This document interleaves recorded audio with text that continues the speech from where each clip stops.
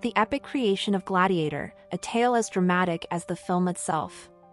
Ridley Scott's Gladiator, 2000, remains a cornerstone of cinematic history, revitalizing the swords and sandals genre and inspiring films like Troy.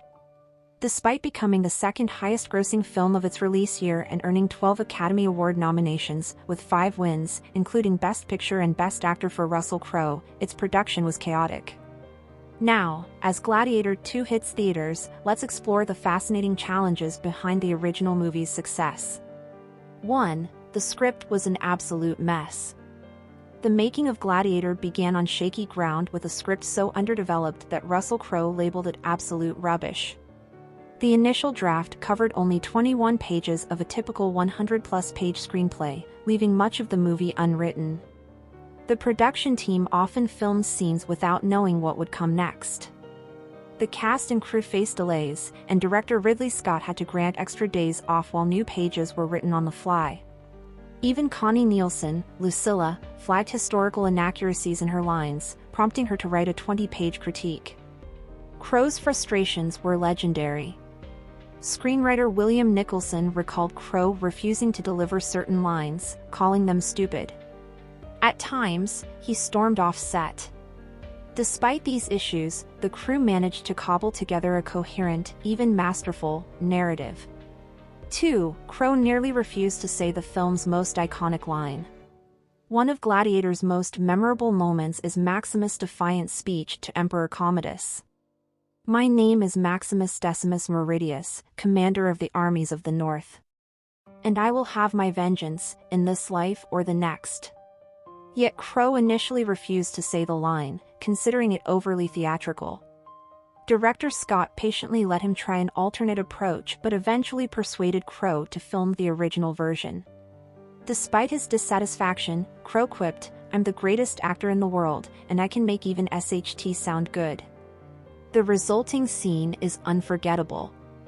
3. Actor Oliver Reed's sudden death required script changes. Oliver Reed, who played Proximo, died unexpectedly during production. Known for his hard-living persona, Reed suffered a heart attack at a pub after drinking excessively and arm-wrestling Royal Navy sailors. Rather than recasting, Scott employed groundbreaking CGI to map Reed's face onto a body double for unfinished scenes, one of the earliest uses of such technology. Proximo's character was also killed off earlier than planned, necessitating significant rewrites. Screenwriter Nicholson was recalled to Malta to draft a new ending, just after he thought his work was done.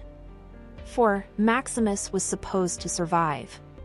Maximus' death in the film's climactic battle wasn't always planned. Initially, the character was meant to live, but Scott realized that his death brought greater narrative closure. Crowe agreed, joking, "What does Maximus do, if he survives?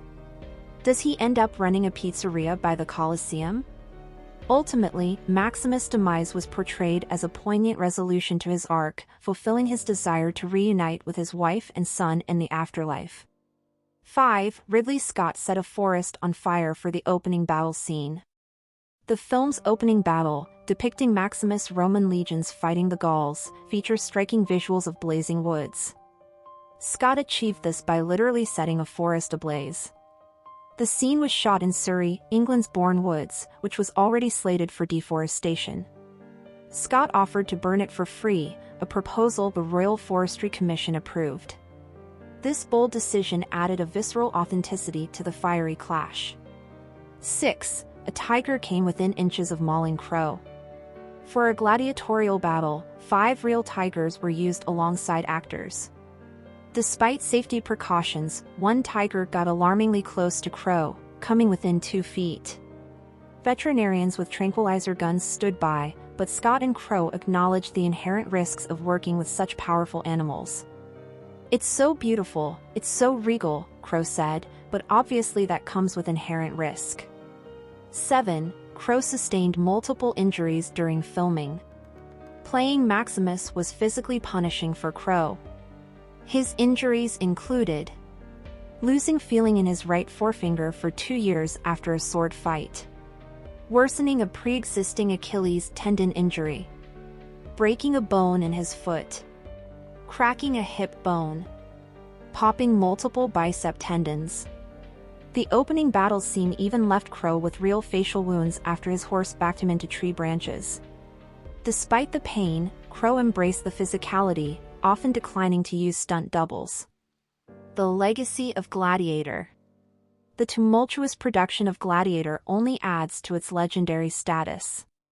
Against all odds, the film became a critical and commercial success, earning its place as a modern classic. As fans flocked to see Gladiator 2, the original's chaotic yet triumphant journey serves as a testament to the resilience and creativity of its cast and crew. Thank you for watching. If you enjoyed this video, please subscribe and turn on the notification bell for more updates on celebrity deaths and news updates.